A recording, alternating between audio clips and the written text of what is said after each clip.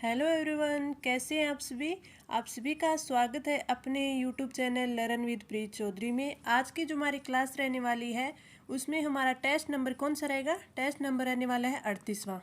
इससे पहले हमने है वो 37 टेस्ट कर लिए हैं और काफ़ी इम्पोर्टेंट है ये आपके लिए, क्योंकि अब जो हम ये टेस्ट कर लेंगे ये लगभग हम 50 के लगभग है टेस्ट कर लेंगे, जिसमें आपका जो EORO का सिलेबस है वो पूरा का पूरा है अच्छे से कवर भी हो जाएगा और उसमें पूरा का पूरा रिवीजन भी हो जाएगा।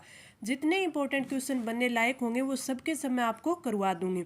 दूसरी बात ये रही कि जो अपन ये टेस्ट कर रहे हैं उसके अगर लेवल की बात करें तो इसके क्वेश्चंस का लेवल है बिल्कुल आपके एग्जाम के जैसे, ना तो ये ज़्यादा इजी है और ना ही ये ज़्यादा हार्ड है। ऐसे ही क्वेश्चन आपको वहाँ देखने को मिलेंगे। तो इसमें ना तो आपको अगर इसमें थोड़ा कभी गलत हो जाता है तो आपके नंबर कम आ जाते हैं, कभी ठीक आ जाते हैं, तो आप इससे डीमोटिवेट ना हो। चाहे आपके नंबर है वो 70 आए, 80 आए, 90 आए, कितने भी आए, तो आप टेस्ट करें। तो बस आप एक चीज़ का ध्यान रखें, जितना टाइम रहा है आपके एग्जाम में बस उसका आप रिवीजन करते जाइए।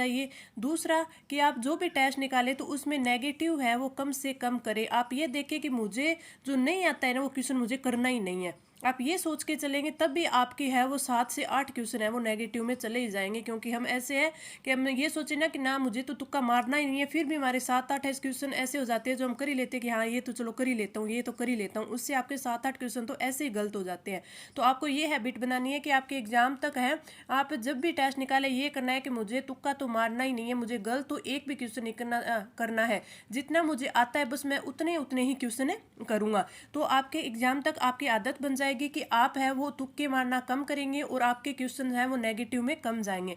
अपना एग्जाम चाहे इजी आए चाहे हार्ड आए, इजी आए चाहे हार्ड आए, लेकिन अगर हम तुक्के नहीं मारेंगे, हम नेगेटिव नहीं करके आएंगे तो आपका जो सिलेक्शन है वो श्योर हो जाएगा। लेकिन हमारी आदत क्या होती है कि हमसे रहा नहीं जाता और हम सोचते हैं कि ये भी कर दूं ये भी कर दूं, इससे हमारे जो नंबर है वो नेगेटिव में चले जाते हैं। तो आप इस चीज़ का एक विशेष ध्यान रखें।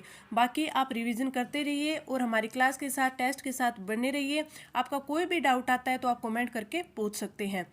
तो आज के टेस्ट की बात करें, आज का टेस्ट है हमारा 38वां टेस्ट रहने वाला है, जिसमें हम राजस्थान जीके और आपके राजस्थान जीके में आर्ट एंड कल्चर, ज्योग्राफी और आपका पार्ट बी और हमारी योजनाओं को कवर करेंगे। तो चलिए आज का टेस्ट है वो स्टार्ट करते हैं। हमारा फर्स्ट क्वेश्चन है कि हृदय योजना के संदर्भ में निम्न में से सही कथन कौन सा है? इस योजना के सुचारू रूप से क्रियान्वयन हेतु 500 करोड़ का बजट निर्धारित किया गया था। दिसंबर 2014 से अगले 4 साल में इस योजना को पूरा करने का लक्ष्य रखा गया था, यानी कि मार्च 2019 तक यह योजना क्रियान्वित थी। तो आपके इन दोनों कथनों की बात करें तो दोनों ही सही है, क्योंकि जब ये योजना का क्रियान्वयन हुआ तो बजट है वो 500 करोड़ का बजट निर्धारित किया गया था, बिल्कुल सही है। दिसंबर 2014 से अगले 4 साल में इस योजना को पूरा करने का लक्ष्य था, यानी ये योजना है वो 31 मार्च 2019 तक चली थी, 31 मार्च 2019 तक चली थी। तो आपका ये भी बिल्कुल सही है। तो आपका राइट आंसर हो जाएगा ऑप्शन सी, 1 व 2 दोनों है वो सही है, 1 व 2 दोनों सही है। आगे बढ़े, हमारा अगला क्वेश्चन है अलगोजा है वो किस तरह का वाद्य यंत्र है? अब आपसे ये कई बार पूछ लिया जाता है कि अलगोजा दे दिया, कोई और वाद्य यंत्र वो दे दिया कि तत् है, सुशीर है, अवनद है, घन है, कौन सा है? ऐसे भी क्वेश्चन आपके एग्जाम में आते हैं।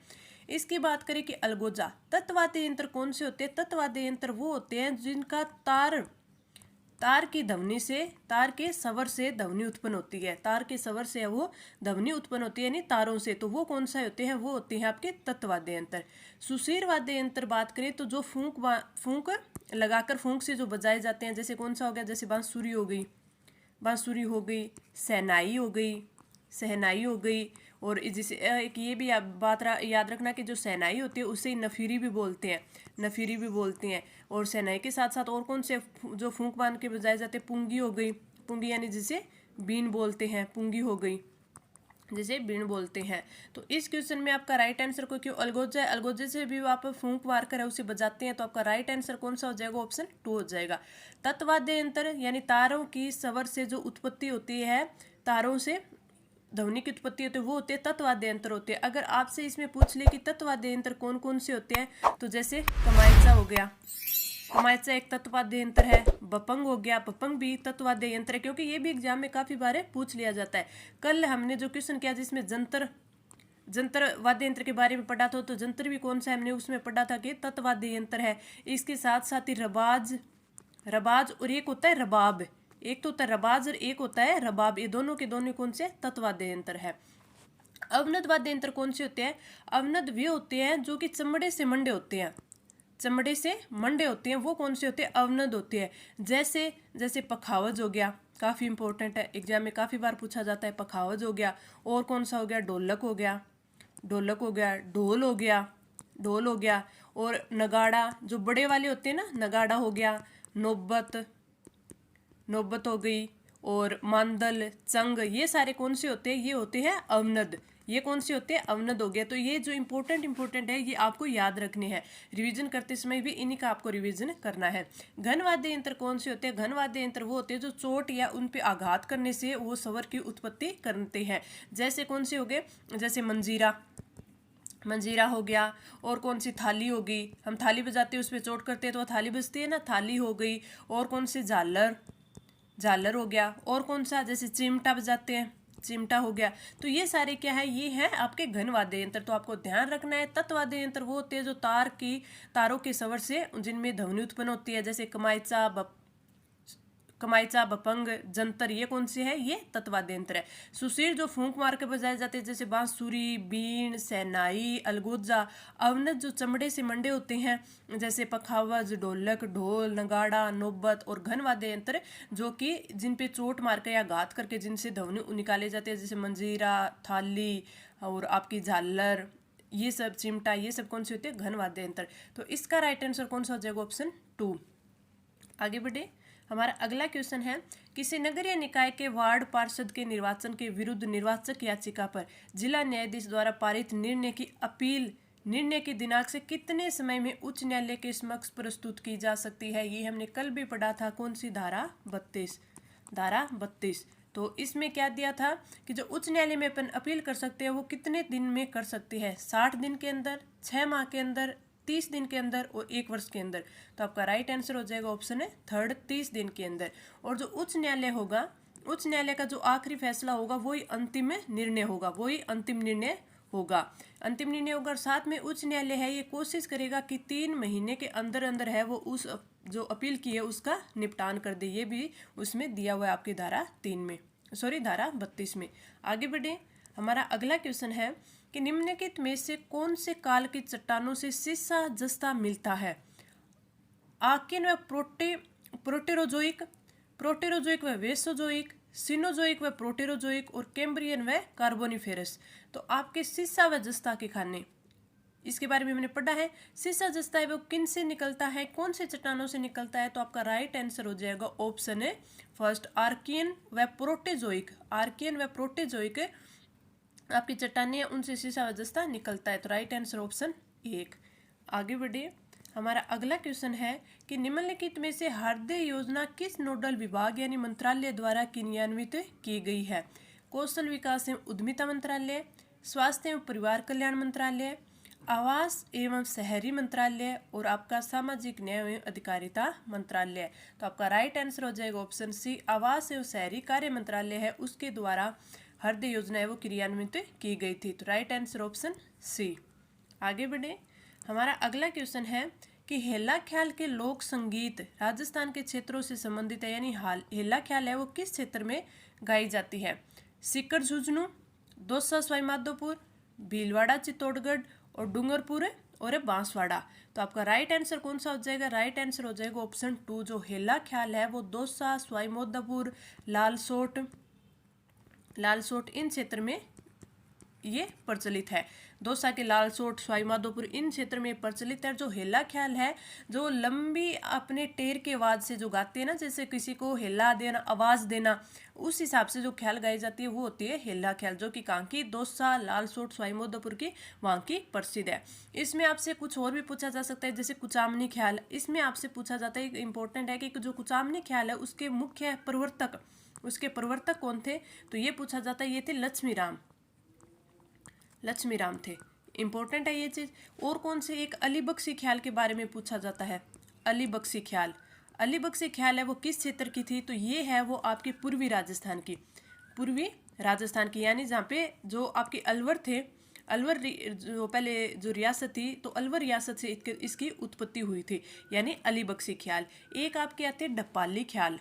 डपाली ख्याल ये भी काफ़ी इंपॉर्टेंट है। डपाली ख्याल है, ये कहाँ की है? ये वही पूर्वी राजस्थान की है। अलवर हो गया, भरतपुर हो गया, अलवर, भरतपुर और आपके लक्ष्मणगढ़ क्षेत्र, तो उसकी है ये कौन सी? डपाली। तो आपको ये चारों याद रखनी। हेला ख्याल है, दौसा, लालसोट, सवाई माधोपुर की है। कुचामनी ख्याल के अगर प्रवर्तक पूछ ले तो आपके वो लच्छीराम है।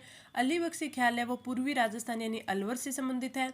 डपाली ख्याल है, वो भी आपके पूर्वी राजस्थान यानी अलवर, भरतपुर और लक्ष्मणगढ़ से संबंधित है। मैं पूरा का पूरा आपको मतलब जितना मुझसे होता है मैं आपको एक्सप्लेन करके इसको समझाती हूँ, ताकि आपको अगर अच्छे से समझ आ जाए ना, तो हमारे अगर याद भी ना हो ना, तो समझा हुआ क्वेश्चन होता है वो भी कई बार हमें टिक अच्छे से सही राइट टिक करके आते हैं, क्योंकि समझे हुए में से एक रटना होता है, एक समझना होता है। समझा हुआ हमारे दिमाग में ज़्यादा देर तक रहता है। इसलिए मैं चाहती हूँ कि आपको जो क्वेश्चन होता है इसके इर्द गिर्द कितने और क्वेश्चन बन सकते हैं वो भी सारे मैं आपको वो बताने की कोशिश करती हूँ। इस क्वेश्चन के राइट आंसर की बात करें तो राइट आंसर हो जाएगा आपका ऑप्शन 2। आगे बढ़े, हमारा अगला क्वेश्चन है, निर्वाचन याचिका पर जिला न्यायाधीश द्वारा पारित निर्णय की अपील सुसंगत समझे तो निश्चित कालावधि यानी 30 दिवस के पश्चात भी उच्च न्यायालय अपील स्वीकार कर सकता है। यह कथन सत्य है, असत्य है, आंशिक सत्य है या फिर उपयुक्त में से कोई नहीं? तो इसका राइट आंसर क्या होना चाहिए? राइट आंसर हो जाएगा ऑप्शन फर्स्ट, सत्य है। क्यों है? क्योंकि जो निर्वाचन याचिका होते हैं वो जिला न्यायाधीश द्वारा पारित निर्णय की अपील है। जब हम हाईकोर्ट में करते हैं तो उसके 30 दिवस के बाद भी अपील को स्वीकार किया जा सकता है। कब किया जा सकता है? जब उसके पास कोई पर्याप्त कारण हो यानी विशेष स्थिति के अंदर है जो ये अपील है ये स्वीकार्य की जा सकती है 30 दिवस के बाद भी। तो आपका राइट आंसर हो जाएगा ऑप्शन फर्स्ट। ये भी 32 में दिया हुआ है, धारा 32 में।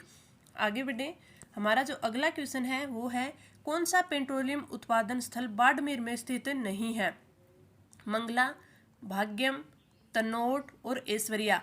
जो ये बाड़मेर है, बाड़मेर में काफ़ी सारे तेल के कुएं हैं। ये सभी क्या है? तेल के कुएं हैं। तो इनमें काफ़ी बार एग्जाम में पूछ लिया जाता है कि जैसे मंगला हो गया, भाग्यम हो गया, तनोट, ऐश्वर्या हो गया, ये सारे कई सारे जो कुएं हैं ये पूछ लिए जाते हैं कि कौन सा कहाँ है, किसके लिए प्रसिद्ध है, तो ये सारे पूछे जाते हैं। तो इनमें से जो मंगला, भाग्यम और ऐश्वर्या तीनों की तीनों कहाँ पे है? बाड़मेर में। लेकिन तनोट है ये कहाँ पे? ये है जैसलमेर में। ये कहाँ पे है? जैसलमेर में। तो आपका राइट आंसर हो जाएगा ऑप्शन थर्ड है, जो कि बाड़मेर में स्थित नहीं है। तो राइट आंसर ऑप्शन थर्ड। आगे बढ़े, हमारा अगला क्वेश्चन है, निम्नलिखित में से हृदय योजना के अंतर्गत देश के कितने शहरों को शामिल किया गया है?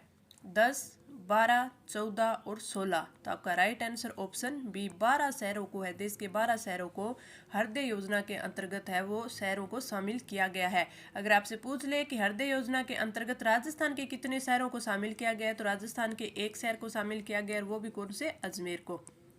वो शामिल किया गया है अजमेर को। तो इसमें कई सारे 12 जो आपके शहर है कौन कौन से हैं, जिसमें वेलंकनी आ गया, पुरी आ गया उड़ीसा का, बादामी कर्नाटक का, वाराणसी, कांचीपुरम, द्वारका, वारंगल, गया बिहार का, आपके अमृतसर, मथुरा, अजमेर, अमरावती, ये सारे 12 के 12 जिले आपको याद होने चाहिए, क्योंकि इनमें से कई बार पूछ लिया जाता है। इस साइड है आपको शहर दिए जाते हैं और इस साइड है आपको राज्य दिया जाता है और उसमें आपको मिलान करवा लिया जाता है। एक दो क्वेश्चन आगे और भी आएंगे जिससे मैं आपको 12 के 12 है जिले याद करवा दूंगी, सॉरी शहर है ये याद करवा दूंगी।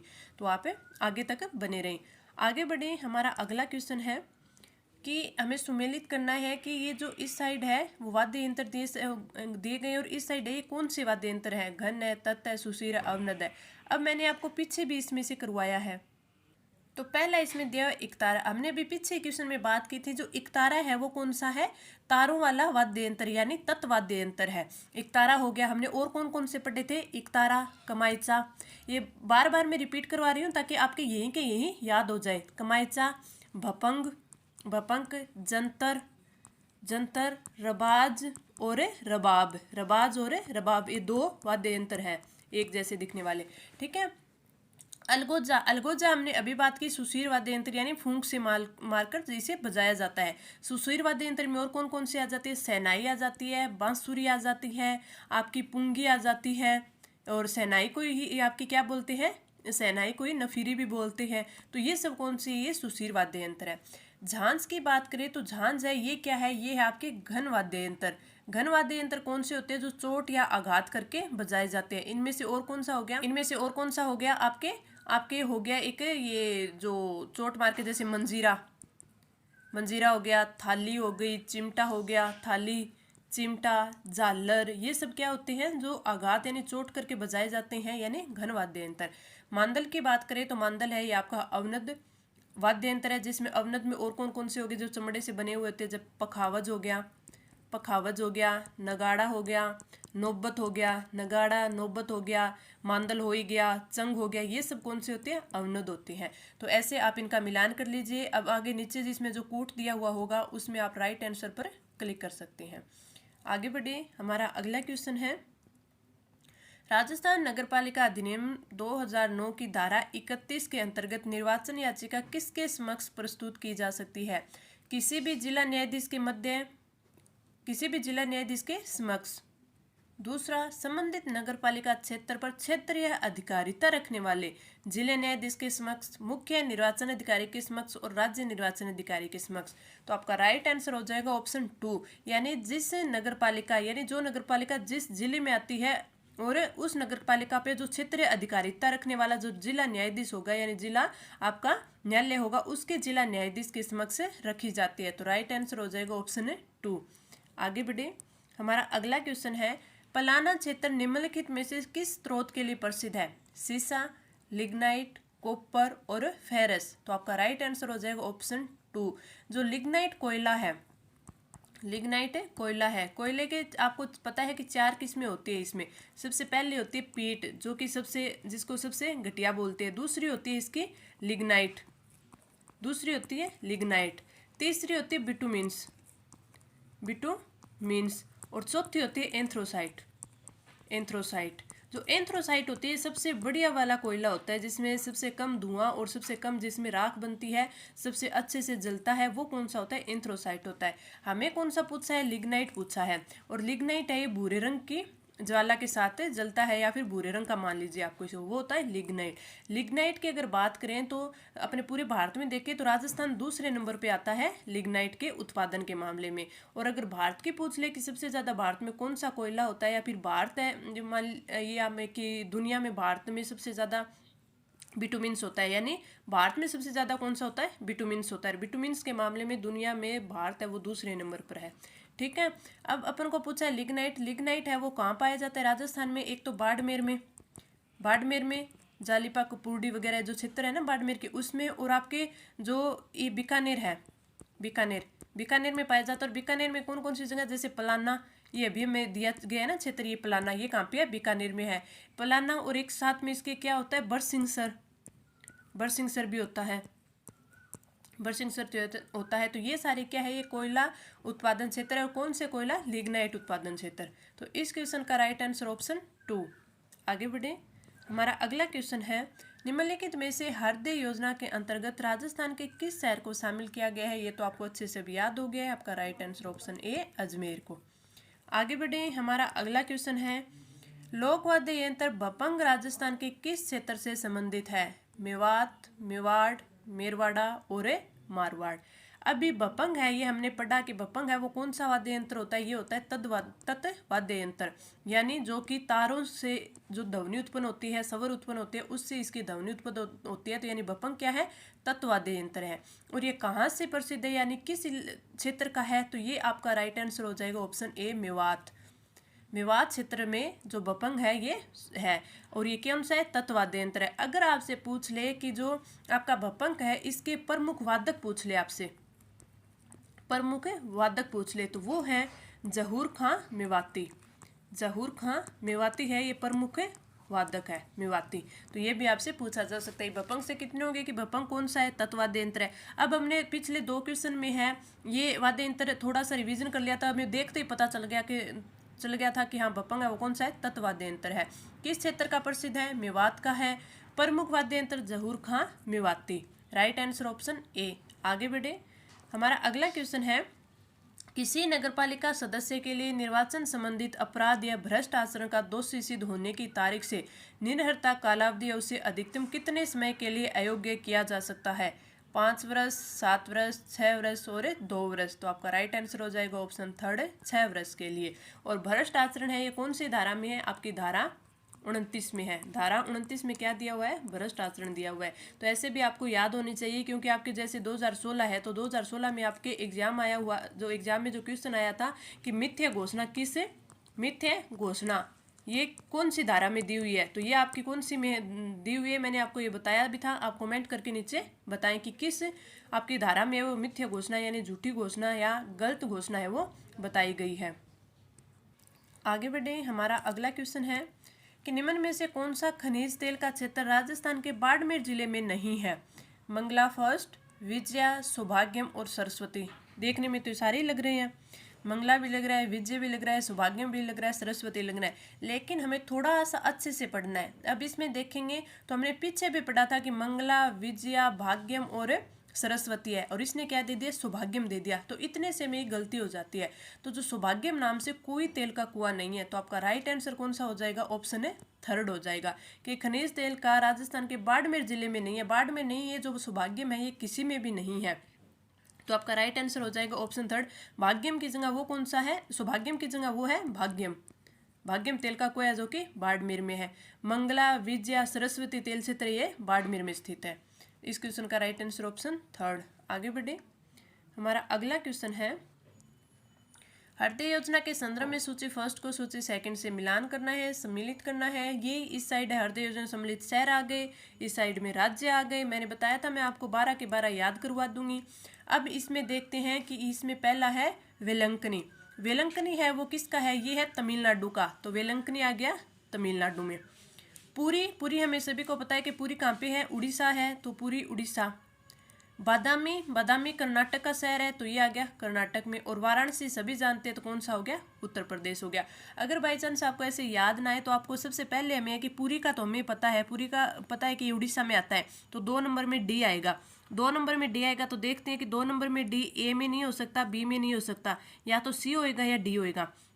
फिर हम देखते हैं कि हमें और कौन सा आता है? वाराणसी आता है हमें, यानी 4 में है वो ए होएगा। दोनों में 4 में ए है, तो इसमें अगर है, अब आपको तुक्का मारना और आगे आपको दोनों नहीं आते हो तो इनमें आपको मारना चाहिए, क्योंकि इसमें 50-50 हो गया। तो 50% चांस हो गए सही भी हो सकता है, 50 हो गई कि नहीं भी हो सकता है। अगर वो गलत हो वो अपनी किस्मत होती है, लेकिन ऐसे क्वेश्चन में आपको तुक्का लगाना चाहिए।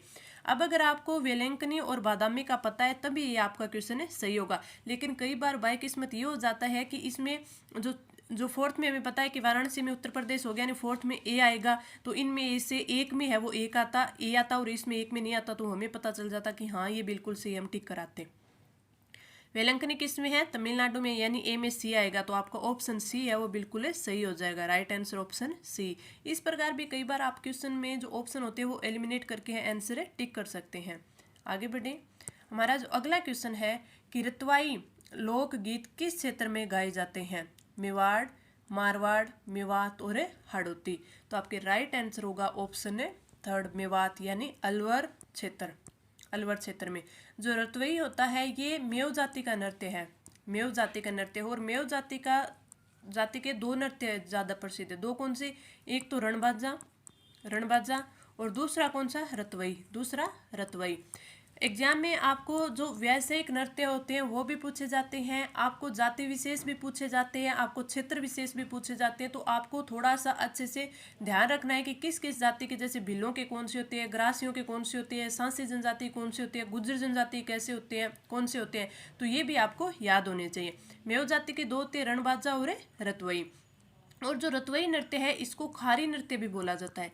इसको क्या? खारी नृत्य भी बोला जाता है, ये भी आप थोड़ा ध्यान रखिए। अगर बात करें कि मेवात अलवर क्षेत्र में बोला जाता है, और जो ये रतवई नृत्य होता है ये महिलाओं के द्वारा, जो मेव महिलाएं होती हैं, मेव महिलाओं के द्वारा किया जाता है। मेव महिलाओं के द्वारा किया जाता है। तो आपको कितनी चीज़ें याद रखनी है? रतवई है वो मेव जाति का है, मेव महिलाओं के द्वारा किया जाता है। अलवर यानी मेवात क्षेत्र में किया जाता है, और रतवई को खारी नृत्य भी कहा जाता है। तो आपके एक एक क्वेश्चन से 4-5 क्वेश्चन है वो हो गए। और मेव जाति के 2 हैं, रणबाजा और रतवई नृत्य। इस क्वेश्चन का राइट आंसर ऑप्शन थर्ड।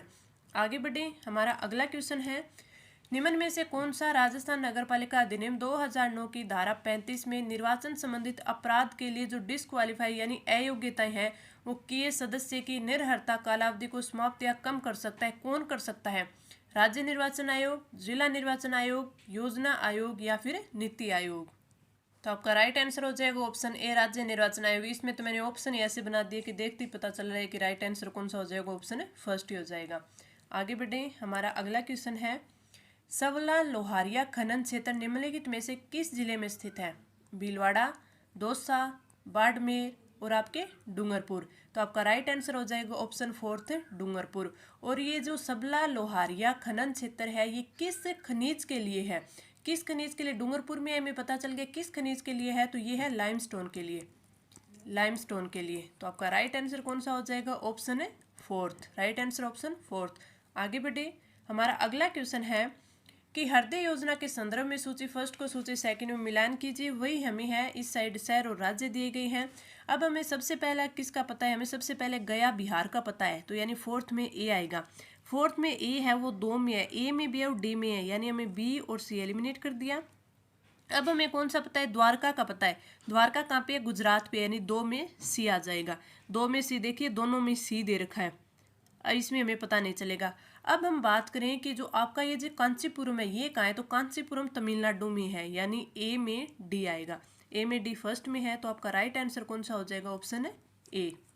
और आपके वारंगल फिर कहाँ पे है? तेलंगाना में है, तो आपका राइट आंसर। तो आपको याद रखना है कौन कौन सा। आपको वेलंकनी मैंने अभी पीछे बताया था, वेलंकनी। वेलंकनी कहाँ आता है? वेलंकनी आता है आपके तमिलनाडु में।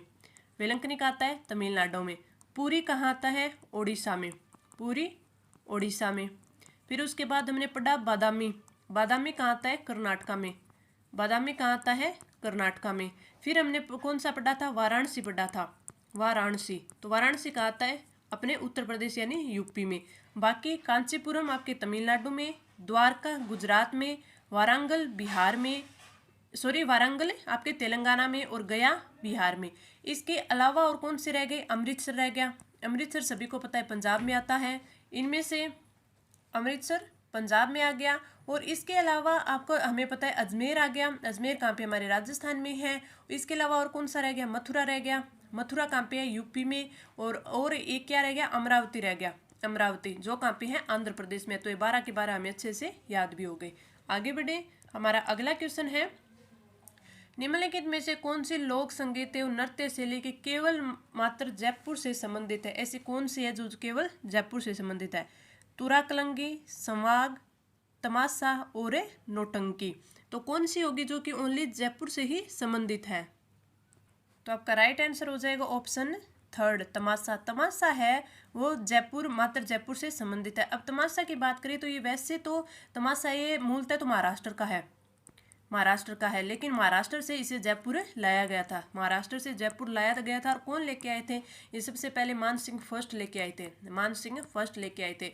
लेकिन अगर हम तमाशा की बात करें तो हम इसमें 3 महाराजा हैं उनकी बात आती है। मान सिंह फर्स्ट की बात आती है। उसके बाद जो महाराजा प्रताप सिंह थे वो भी कई जो इसमें जो आपके प्रमुख कलाकार थे। अब देखें कि जो तमाशा में जो ये प्रताप सिंह है, ये प्रताप सिंह किसको लेके आए थे? बंशीधर भट्ट को लेके आए थे, बंशीधर भट्ट।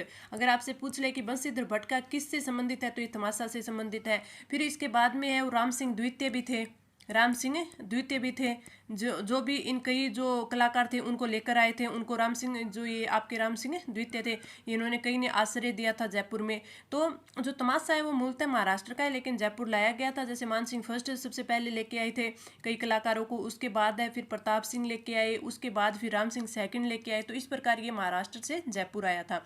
अगर आपसे पूछ ले कि जो ये आपका तमाशा है, तो ये तमाशा है ये खुले मंच पे किया जाता है, खुले मंच पे किया जाता है। तो उसे क्या बोला जाता है? उसे अखाड़ा बोला जाता है, उसे अखाड़ा बोला जाता है। तो ये भी आपको ध्यान रखना है कि जो इसका मंच होता है, तमाशा का मंच होता है, उसे क्या बोला जाता है? अखाड़ा बोला जाता है।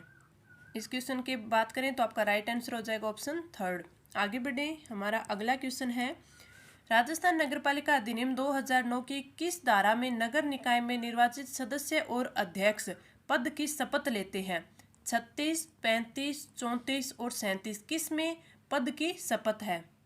तो इसका राइट आंसर हो जाएगा ऑप्शन फोर्थ, धारा 37। अगर धारा 37 की बात करें तो धारा 37 में क्या है? आपकी ओथ है, यानी आपके जो अध्यक्ष हैं और प्रत्येक सदस्य है, अध्यक्ष और प्रत्येक सदस्य शपथ किस प्रकार लेंगे, किस अवधि में लेंगे, ये सब किस में दिया गया है, प्रत्येक सदस्य। ये आपकी धारा 37 में दिया हुआ है।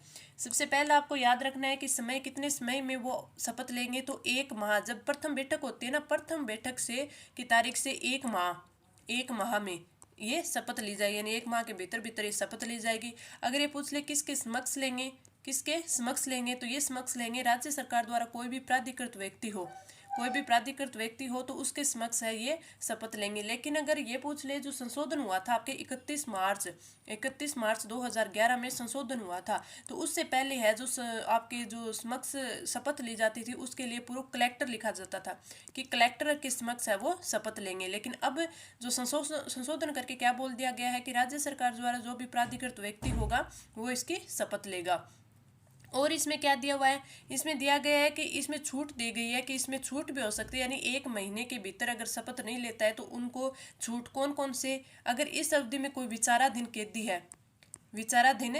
है, दूसरा कौन सा, कोई निरुद्ध व्यक्ति है या फिर राजनीतिक कैदी है, तो इनके मामले में ये जो अवधि है 1 महीने के भीतर वाली, ये इनमें काउंट नहीं होती, तो इनको छूट दी जाती है। तो ये सब किस में, धारा 37 में है। तो धारा 37 में है ओथ यानी शपथ। अगर धारा 38 की बात करें तो 38 में क्या है, त्यागपत्र। ये हमने कल वाली क्लास में भी पढ़ा था। आगे बढ़े, हमारा अगला क्वेश्चन है, निम्नलिखित में से कौन सा खनिज है वो सिंगाना के मदान कुदान क्षेत्र में निकलता है। अगर सिंगाना की बात आ जाए तो हमें पहले ही पता होता है कि तांबा से संबंधित है, तो आपका राइट आंसर हो जाएगा ऑप्शन 2 तांबा। आगे बढ़े, हमारा अगला क्वेश्चन, निम्नलिखित में से भारत सरकार द्वारा प्रारंभ की गई अमृत मिशन योजना का पूरा नाम क्या है। अटल नवीनीकरण शहरी ग्रामीण परिवर्तन मिशन, अटल नवीकरण और शहरी परिवर्तन मिशन, अटल राष्ट्रीय नवीकरण तथा परिवर्तन मिशन, अटल स्वदेशी निर्माण तथा परिवर्तन मिशन। तो आपका राइट आंसर कौन सा हो जाएगा, राइट आंसर हो जाएगा आपका अटल नवीकरण और शहरी परिवर्तन मिशन, राइट आंसर ऑप्शन 2। आगे बढ़े, हमारा अगला क्वेश्चन है कि 13 ताली नृत्य किस लोक देवता की भक्ति में किया जाता है। मलिनाथ जी, पाबू जी, गोगा जी और रामदेव जी। तो आपका राइट आंसर हो जाएगा ऑप्शन 4, रामदेव जी की भक्ति में है वो 13 ताली नृत्य किया जाता है। अगर आपसे पूछ ले तो 13 ताली नृत्य वो कामड़ जाति के महिला और पुरुष करते हैं, कामड़ जाति के महिला और पुरुष दोनों करते हैं, महिला और पुरुष द्वारा किया जाता है। ये 13 मंजीरों की सहायता से किया जाता है, 13 मंजीरों की सहायता से किया जाता है। अगर इसके प्रमुख आपसे कलाकार पूछ ले कि 13 ताले के प्रमुख कलाकार कौन कौन से हैं, तो एक तो मांगी बाई,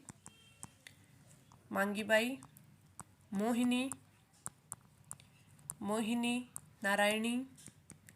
नारायणी और एक लक्ष्मण दास कामड़। ये कौन है, ये प्रमुख है, इसके जो नृत्य करते हैं वो प्रमुख कलाकार हैं। कामड़ जाति की महिलाएं पुरुष करते हैं, 13 मंजीरों के साथ करते हैं। प्रमुख कलाकार पूछ ले Mangi Bai, Mohini, Narayani, Laxman Das Kamad, right answer option 4। आगे बढ़े, हमारा अगला क्वेश्चन है, राजस्थान नगरपालिका अधिनियम 2009 के अंतर्गत नवनिर्वाचित सदस्य को पद पर कर्तव्य ग्रहण की शपथ है वो कौन दिलाता है। महापौर द्वारा प्राधिकृत अधिकारी, राज्य सरकार द्वारा प्राधिकृत कोई अधिकारी, महापौर या उपयुक्त में से कोई नहीं। तो हमने पिछले क्वेश्चन में बात की कि धारा 37 में है वो क्या दिया गया है कि राज्य सरकार द्वारा प्राधिकृत कोई भी व्यक्ति है वो चाहे अध्यक्ष हो या प्रत्येक सदस्य को जो शपथ है वो दिलाता है। तो राइट आंसर ऑप्शन 2। आगे बढ़े, हमारा अगला क्वेश्चन है, निम्नलिखित में से किस प्रकार का कोयला गुणवत्ता में सर्वश्रेष्ठ माना जाता है। मैंने पहले भी बताया था कि जो कोयले है उसकी 4 किस में बताई गई है, पीट, बिटुमिन्स, लिग्नाइट और एक चौथा होता है एंथ्रेसाइट। तो सबसे जो आपका होगा सर्वश्रेष्ठ होगा वो होता है एंथ्रोसाइट। तो आपका राइट आंसर ऑप्शन 4। सबसे घटिया किस्म का माने तो वो होता है पीट। भारत में सबसे ज़्यादा कौन सा मिलता है, बिटुमिन्स। राजस्थान की बात करें तो राजस्थान के पलाना और बरसिंहसिर में, पलाना यानी बीकानेर में कौन सा है, लिग्नाइट। आगे बढ़े, हमारा अगला क्वेश्चन, निम्नलिखित में से अमृत योजना के अंतर्गत मुख्य रूप से कितने मिशन घटकों को शामिल किया गया है। 5 घटकों को, 6 घटकों को, 7 घटकों को और 8 घटकों को। तो इसमें आपका राइट आंसर हो जाएगा ऑप्शन फर्स्ट, 5 घटकों को शामिल किया गया। 5 कौन कौन से, सबसे पहला तो है आपका वाटर वाटर सप्लाई, यानी जो पानी की जलापूर्ति होगी, नल से पानी पहुंचाना होगा, वो इसमें सबसे पहला गिना गया है। दूसरा घटक कौन सा होगा? दूसरा होगा सीवरेज की सुविधाएं। सीवरेज की सुविधाएं हैं वो इसमें दूसरा घटक होगा। तीसरे घटक की बात करें तो जो बाढ़ को कम करने के लिए वर्षा जल की निकासी के लिए नाले बनाने के तीसरा घटक हो गया। चौथे की बात करें तो आपके जो अर्बन ट्रांसपोर्ट होता है, जैसे पैदल मार्ग हो गए, सार्वजनिक परिवहन सुविधाएं होगी, पार्किंग स्थल हो गए, ये कौन सा आ गया? चौथा घटक आ गया। पांचवें घटक की बात करें तो जिसमें ये ग्रीन स्पेस आ गए, पार्क आ गए, ये किस में आते हैं? ये आते हैं आपके पांचवें घटक में, यानी हरित स्थल हो गए, पार्कों की स्थापना करना, संरक्षण करना, तो इसके 5 घटक आते हैं। तो आपका राइट आंसर हो जाएगा ऑप्शन है फर्स्ट। आगे बढ़े, हमारा अगला क्वेश्चन है कि नृत्य शैली जो ग्रासीय जनजाति से संबंधित नहीं है, वालर, मांदल, लूर और गवरी। तो आपका राइट आंसर कौन सा हो जाएगा? राइट आंसर आपका हो जाएगा ऑप्शन है जो आपका थर्ड, यानी फोर्थ ऑप्शन, लास्ट ऑप्शन है, ये सही हो गया, क्योंकि गवरी है ये भिल्लों से संबंधित है, भिल्लों का नृत्य है। वालर है ये ग्रासियों का है, जो वालर है ये महिला और पुरुष दोनों के द्वारा किया जाता है, महिला प्लस पुरुष दोनों के द्वारा किया जाता है। मांदल की बात करें और लूर की बात करें तो ये दोनों है, ये किससे? महिलाओं के द्वारा किए जाने वाला नृत्य है, और कौन से? ग्रास्य महिलाओं के द्वारा। ग्रासियों की अगर और बात करें तो जैसे वालर हो गया, मांदल हो गया, लूर हो गया, इसके अलावा कूद नृत्य भी होता है, कूद नृत्य हो गया, गौर नृत्य हो गया, और एक जवारा नृत्य हो गया, ये इंपॉर्टेंट है तभी मैं आपको बता रही हूँ, और एक मौर्य नृत्य होगा। जो ये मौर्य नृत्य होते हैं ये पुरुषों के द्वारा किया जाता है, और कब किया जाता है? गणपति स्थापना पर किया जाता है, पुरुषों के द्वारा मौर्य नृत्य। ठीक है, तो वालर आपके जो ग्रासीय जनजाति से पूछ रहे कौन कौन से नृत्य है, तो वालर, मांदल, लूर, कूद, गौर, जवारा और मौर्य। मांदल और लूर है ये महिलाओं के द्वारा किया जाता है, और मौर्य है ये पुरुषों के द्वारा किया जाता है, और वालर महिला व पुरुष दोनों के द्वारा किया जाता है। इस क्वेश्चन का राइट आंसर ऑप्शन फोर्थ, भिल्लों के द्वारा किया जाने वाला है गौरी नृत्य। आगे बढ़े, हमारा अगला क्वेश्चन है, राजस्थान नगरपालिका अधिनियम 2009 के अंतर्गत नवनिर्वाचित सदस्य किस कालावधि के भीतर पद की शपथ ले सकता है? नवनिर्वाचित सदस्य नगरपालिका की प्रथम बैठक की तारीख से 1 माह के अंदर, 2 माह के अंदर और 15 दिवस के अंदर, या फिर कभी भी ले सकता है। तो आपका राइट आंसर हो जाएगा ऑप्शन फर्स्ट। हमने अभी धारा 37 में बात की थी, चाहे नवनिर्वाचित व्यक्ति हो या फिर उपचुनाव का हो या फिर कोई नाम निर्दिष्ट करके बनाया गया सदस्य हो, तीनों कौन से भी हो, उन सभी में यही है कि जो प्रथम बैठक की 1 तारीख के माह के अंदर अंदर है वो शपथ है वो दिलवाई जाती है, नवनिर्वाचित हो, उपचुनाव से हो या फिर नाम निर्दिष्ट करके बनाया गया हो। तो आपका राइट आंसर हो जाएगा ऑप्शन है फर्स्ट। आगे बढ़े, हमारा अगला क्वेश्चन है, राजस्थान रिफाइनरी लिमिटेड पंचपदरा बाड़मेर के बारे में क्या सही नहीं है? यह देश की प्रथम ऐसी परियोजना है जिसमें रिफाइनरी पेट्रोकेमिकल्स कॉम्प्लेक्स का समीक्षण किया, बिल्कुल सही। इसकी परियोजना लागत 43,129 करोड़ रुपए है। अब इसको तो बढ़ा दिया गया है कोरोना की वजह, लेकिन फर्स्ट बार ये कितनी थी? इतनी ही थी। यह परियोजना एचपीसीएल एवं भारत सरकार का उपक्रम या उद्यम है। ये आपका बिल्कुल गलत है, ये भारत सरकार का नहीं, राज्य सरकार का है, और इसमें एचपीसीएल का हिस्सा कितना है? 74% है, और राज्य सरकार का कितना है? 26% है। तो आपका राइट आंसर ऑप्शन थर्ड, क्योंकि एचपीसीएल और राज्य सरकार का संयुक्त उद्यम है, उपक्रम है। Right answer option third. आगे बढ़े, हमारा अगला क्वेश्चन है कि अमृत मिशन योजना निम्नलिखित में से भारत के किस मंत्रालय के द्वारा संचालित की जा रही है? तो ये की जा रही है आवास एवं शहरी विकास मंत्रालय के द्वारा। तो आपका राइट आंसर ऑप्शन ए। आगे बढ़े, हमारा अगला क्वेश्चन है, राजस्थान का कौन सा लोक नाट्य मेरू नाट्य के नाम से जाना जाता है? भवाई, ख्याल, गवरी और तमाशा। तो इसमें आपका राइट आंसर हो जाएगा ऑप्शन थर्ड, गवरी। गवरी है, इसे राई भी कहा जाता है, राई लोक नाट्य भी कहा जाता है। ये गवरी राई ये लोक नाट्य भी है और लोक नृत्य भी है। लोक नृत्य भी किन के हैं? भीलों की है, भील जाति के भीलों के। तो ये किस क्षेत्र में गाए होंगे? ये नाटक किस क्षेत्र में किया जाता है? ये उदयपुर, बांसवाड़ा, डूंगरपुर, इस क्षेत्रों में ये किया जाता है। यानी भीलों, जो कि भीलों का क्षेत्र होता है वहाँ किया जाता है, यानी उदयपुर, बांसवाड़ा और डूंगरपुर में किया जाता है। गौरी बोल दे या फिर राई लोक नाट्य बोलते हैं। और ये मेरू नाट्य क्यों कहा जाता है? क्योंकि ये राजस्थान का सबसे प्राचीन लोक नाट्य है। प्राचीन लोक नाट्य है, इसलिए इसे मेरु नाट्य भी कहा जाता है। अगर इसकी बात करें तो ये लोक नाट्य है, ये 40 दिवस तक चलता है, 40 दिवस तक चलता है। तो ये भी आपको एग्जाम में पूछा जा सकता है, 40 दिवस तक चलता है।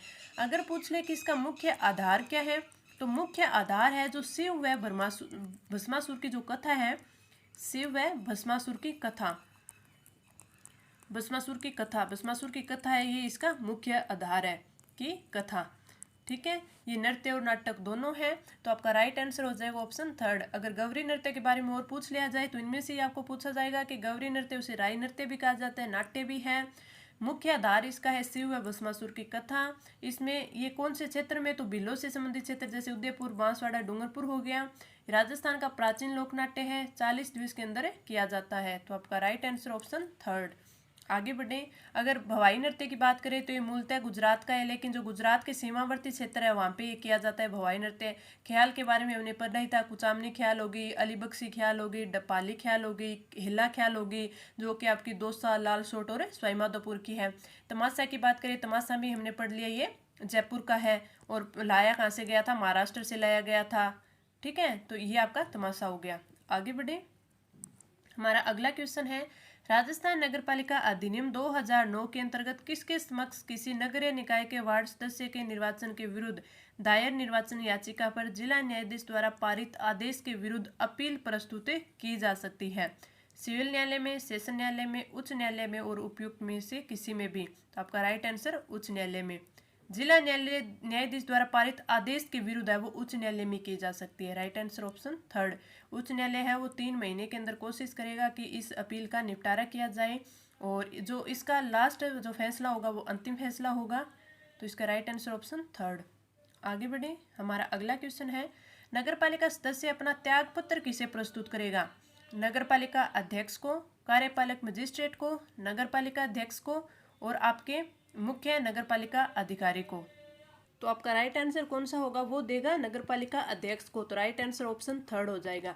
अगर त्यागपत्र की बात करें तो ये आपकी धारा 38 में दिया हुआ है त्यागपत्र।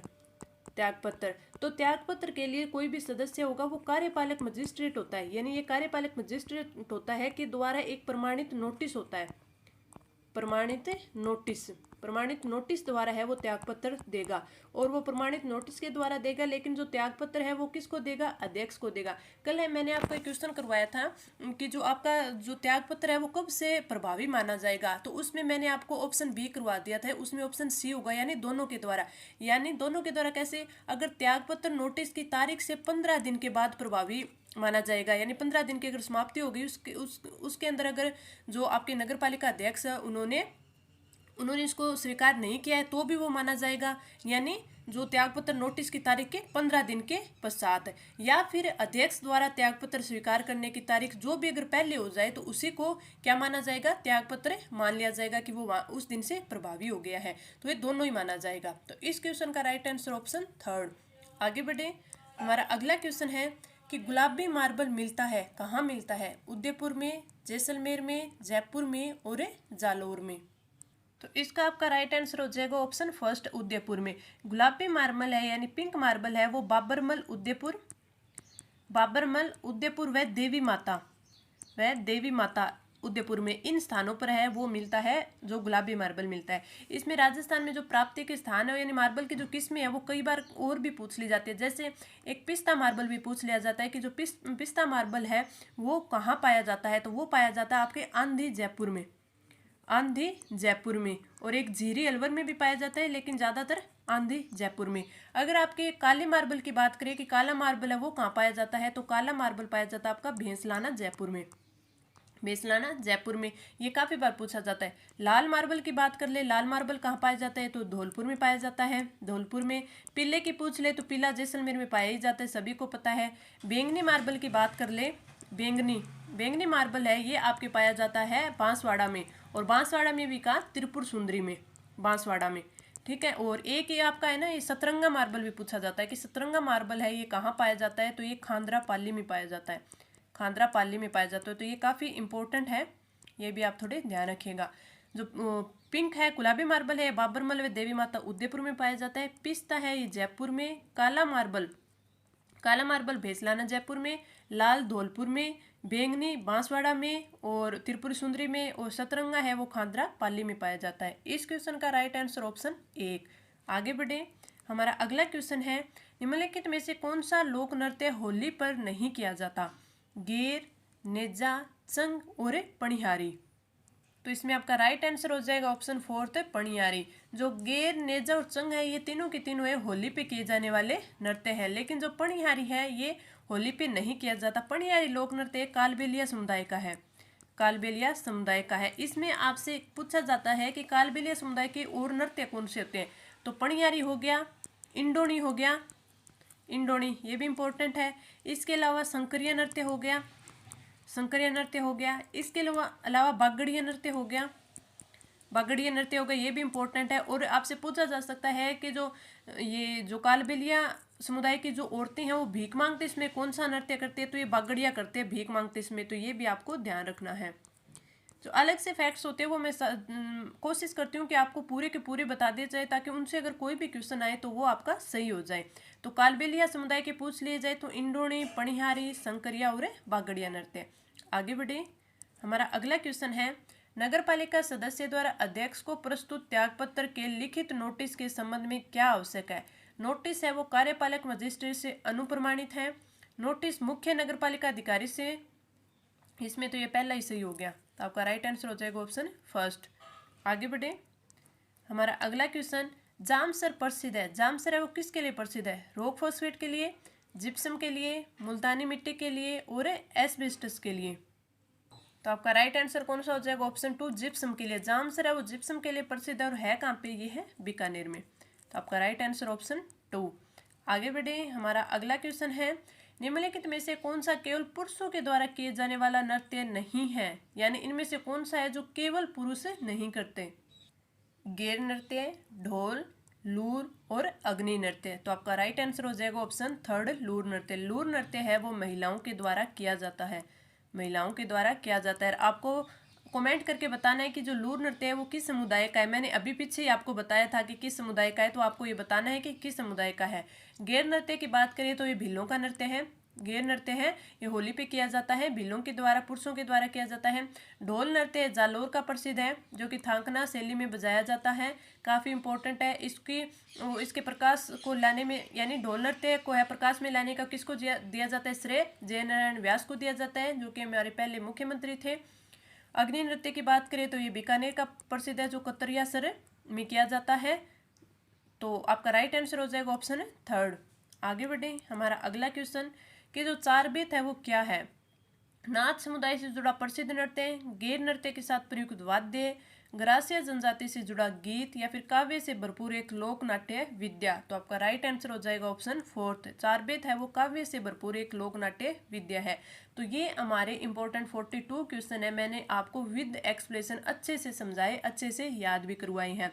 अब हमारे जो लोक नाट्य, लोक गीत, लोक नाट्य, लोक वाद्य यंत्र और आपके लोक गीत, ये सारे अच्छे से हमने पूरे की पूरी रिवीजन कर लिए, अच्छे अच्छे क्वेश्चन कर लिए हैं। किस प्रकार से क्वेश्चन के फॉर्मेशन होते हैं वो भी मैंने आपको अच्छे से बता दिया है।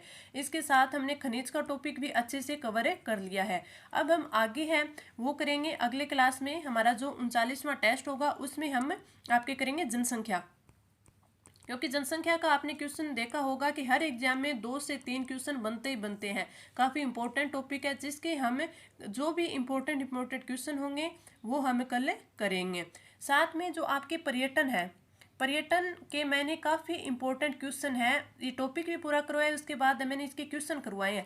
तो इसके क्वेश्चन है वो 2 क्लासों में करवाए हुए हैं, काफ़ी जो हमारे सूजस में आए हुए हैं, हमारी आर्थिक समीक्षा में आए हुए, बजट में जिनका जिक्र हुआ है, क्योंकि पर्यटन स्थल है वो उसी में पूछे जाते हैं। तो आप वो 2 क्लासें जरूर देख लेना, क्योंकि अभी मैं पर्यटन का इसमें नहीं करवा पाऊंगी, क्योंकि फिर अगर पर्यटन का दोबारा करवाऊंगी तो आगे के हमारे टॉपिक रह जाएंगे। तो आप जो पर्यटन वाली क्लासें हैं उन दोनों को आपको पूरा टॉपिक करने की जरूरत नहीं। जिसमें मैंने लास्ट में 2 क्लासें थी उसमें जो क्वेश्चन करवाए थे ओनली आप वो देख लीजिएगा, तो आपसे पर्यटन का टॉपिक भी पूरी अच्छी तरह से तैयार हो जाएगा।